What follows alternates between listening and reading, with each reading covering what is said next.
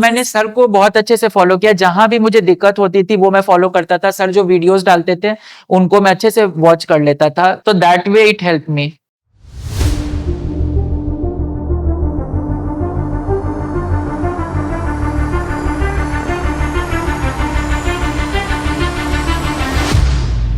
तो ये दो क्वेश्चंस हैं ये, और कि एक तो टाइम मैनेजमेंट और कन्फाइन कैसे रखना है, कि अदरवाइज तो फैलता ही चला जाएगा। जी sir, again I will say जो एक PYQ की बुक आती है सोशियोलॉजी में, आई थिंक सर आपकी भी एक बुक है, तो I already had one book for PYQ। तो सर मैं PYQ को उसमें चैप्टर वाइज क्वेश्चंस दे रखे हैं कि कौन कौन से टॉपिक्स हैं जो यूपीएससी ने बार बार पूछी है। जैसे कि सर एक बहुत फेमस क्वेश्चन है कार्ल मार्क्स मैक्स वेबर का कंपैरिजन, वो I think they have asked many times. फिर सर पॉलिटिक्स एंड सोसाइटी वाले चैप्टर में यू विल फाइंड कि जो सर्कुलेशन ऑफ एलिट्स है सर, वहां पे Pareto, Mosca and C Wright Mills, this year also it came and it has been asked multiple time. तो जितने थिंकर्स ऑलरेडी पूछे जा चुके हैं वो तो बहुत अच्छे से करने हैं डिटेल में, मतलब there is no alternative to that कि वो तो करने हैं। उसके अलावा क्या होता है कि बहुत सारे टॉपिक्स न्यूज में रहते हैं, जैसे सर आप मैंने पहले बताया dramaturgy, anyhow I got to look at that video. तो वो अगर आप किसी एक चैनल को फॉलो करोगे तो वहां पे बहुत सारे कुछ प्रोबेबल टॉपिक्स होते हैं विच दे टेल कि you should be going through that. ये चैनल से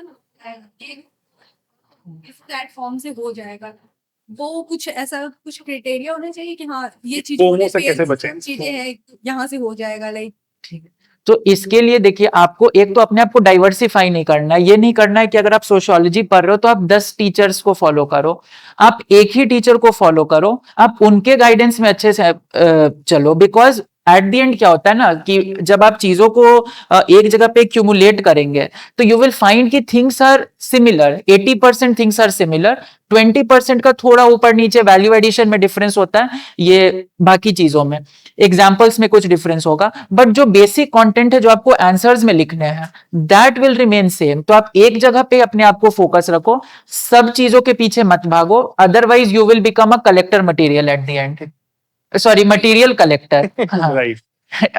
तो आप इस चीज पे फोकस करिए so that you not get into FOMO.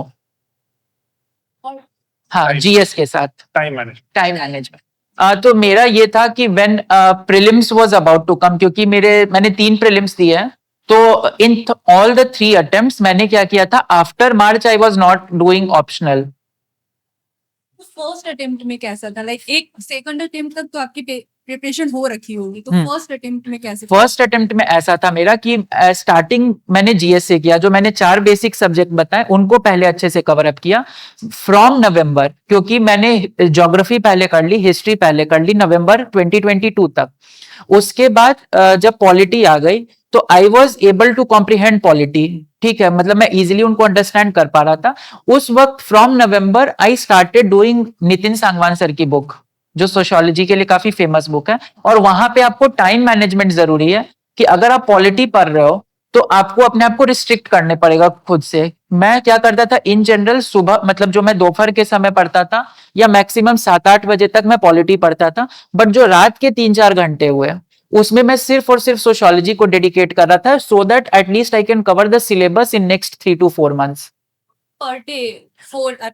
हाँ, per day you can say on an average. अगर कभी ऐसा भी हो सकता है कि अगर आप अपने टारगेट्स को मैच नहीं कर पा रहे हो तो उस दिन पॉलिटी को थोड़ा कम करके उस दिन सुबह में भी आप मतलब आप सोशियोलॉजी को पढ़ रहे हो।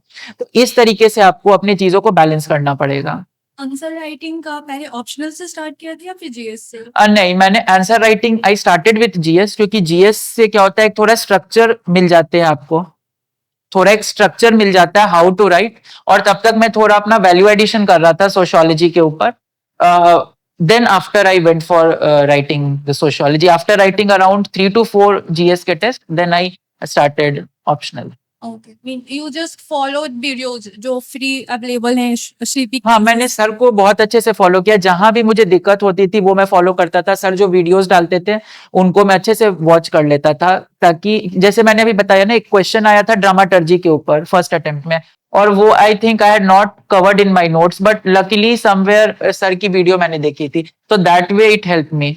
One last question, one of your interview told कि आप इग्नू से ये भी किया है, तो मेरा भी वही है, अभी करना है।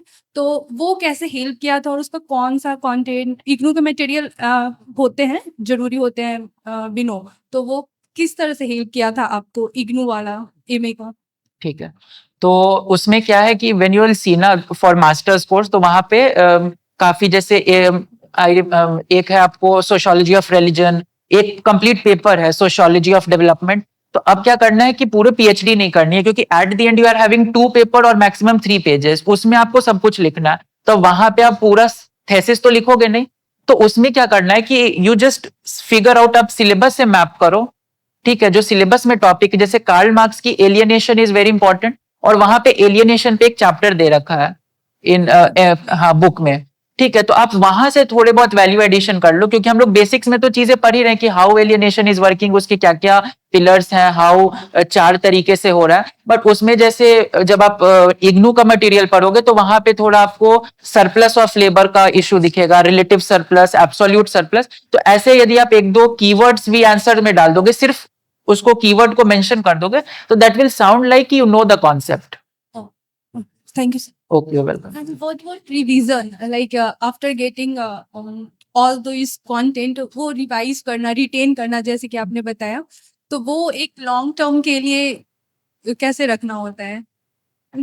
फॉर रिवाइजिंग द थिंग्स आपको अपने नोट्स रखने पड़ेंगे, क्योंकि मैंने फर्स्ट अटेम्प्ट में नोट्स बनाए थे, तो आई वुड से कि मुझे उतने अच्छे नोट्स बनाने नहीं आते थे, थोड़े बल्की हो गए थे। I have also put it on my Telegram, तो वो थोड़े बल्की हैं, they are not perfect, but at least क्या होता था, जब मैंने सर उनको 2 बार 3 बार पढ़ लिया, then I got to know कि इसमें इस नोट्स में क्या वो चीज है जो इंपॉर्टेंट है। Then I just try to revise those keywords, जो की डेफिनेशंस, और इस तरीके से मैंने रिवाइज की। उज्जवल का जो टेलीग्राम चैनल भी है, तो आप उसको जरूर फॉलो कर सकते हो। वहां पे ही sharing a lot of notes and other questions and stuff.